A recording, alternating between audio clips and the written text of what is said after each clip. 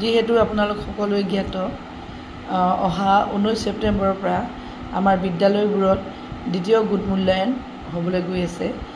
আগন্তুক দ্বিতীয় গোট মূল্যায়নৰ মই প্ৰথম শ্ৰেণীৰ ভাষা বিষয়টোৰ এটি সৰুকৈ প্ৰশ্ন কাকতৰ আৰ্হি এটা তৈয়াৰ কৰিছোঁ। আপোনালোকে চাবচোন বাৰু, যদি এই প্ৰশ্ন কাকতখন উপযুক্ত বুলি ভাবে তেন্তে মোৰ চেনেলটো লাইক এণ্ড শ্বেয়াৰ আৰু কমেণ্ট কৰি দিব আৰু ছাবস্ক্ৰাইব কৰি দিব। এতিয়া আপোনালোকে প্ৰশ্নৰ মাজলৈ আহকচোন বাৰু চাওঁ। এয়া মই এনেকৈ বনাইছোঁ, দ্বিতীয় গোট মূল্যায়ন শ্ৰেণী প্ৰথম, বিষয় ভাষা, সময় 2 ঘণ্টা আৰু মুঠ নম্বৰ 50 মাৰ্ক। এয়া মই প্ৰথম প্ৰশ্নটো এনেকৈ দিছোঁ, ঔকাৰ থকা শব্দবোৰত ঘেৰ চিন দিয়া।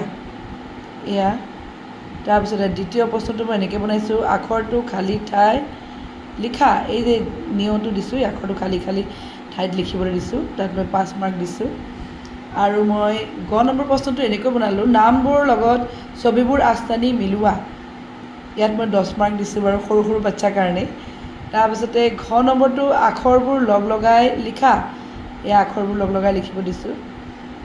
তাৰপিছতে পাঠ্যপুথিৰ পৰা যিকোনো এটা কবিতা মুখস্থ ক'বলৈ কৈছোঁ, মুখস্থ কোৱা। আৰু ইয়াতে 6 নম্বৰটো দিছোঁ, মাজৰ আখৰটোৰ সৈতে কাষৰ থকা একে আখৰটো আঁচটানি মিলোৱা। তাৰপিছত আপোনাৰ এইটো দিলোঁ, দ্বিতীয় প্ৰশ্নটো দিলোঁ পঢ়িবলৈ।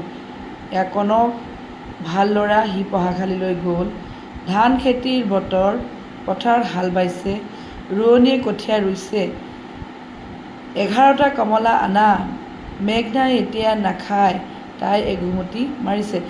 কেনেকুৱা হৈছে বাৰু আপোনালোক সকলোৱে জনাবচোন দেই কমেণ্ট কৰি।